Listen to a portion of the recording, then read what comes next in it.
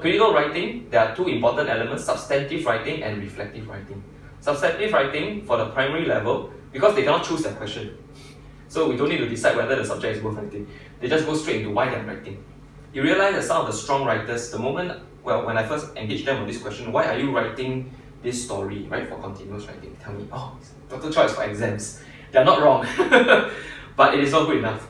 So I tell them, okay, so what is the genre? What is the text type?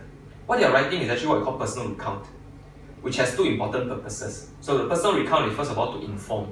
It's just like reading in the news, the home section, we read about accounts of things that happen. So it's for information. Second is for entertainment. I tell them that when they write, the purpose is to entertain the reader, whoever he is, she is. Try to do something when you're writing to put a smile on that person's face. Wow, then they feel a bit challenged. So some of my strong writers, they quickly find a voice in their writing. They start being more interesting because they know that it is not just a performance in a vacuum. There is a person who's going to read it and I need to entertain that person. So this is the purpose part of the writing. Now reflective writing depends on whether the writer is able to read what he has written or she has written and ask, is this a good piece of writing? Can it be improved? How can it be improved? Right? In fact, if we ask these three questions for everything that he does, he will be a much better student, person, everything, right? In terms of relationships and tasks.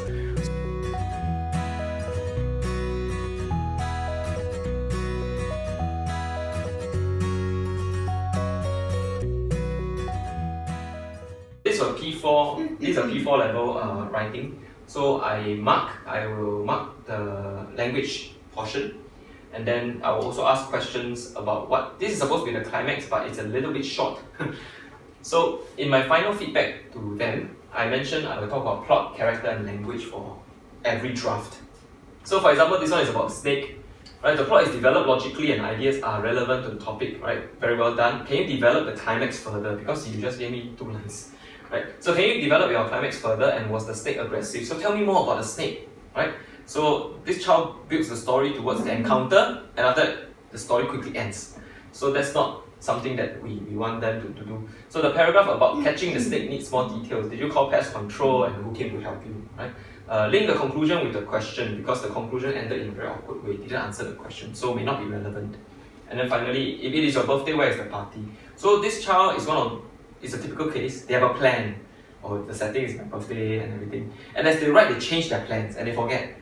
So the birthday that was initially mentioned in the first paragraph just wasn't mentioned again. So I wanted the whole thing to be more coherent. For character, the main character and Thea are generally developed, but more can be done. So increase the number of characters. Don't make it a 2-person story. What about the parents, pest control, Thea's parents, etc. She introduced a dog into the story halfway through, and tell us more about Kiro. Why, you know?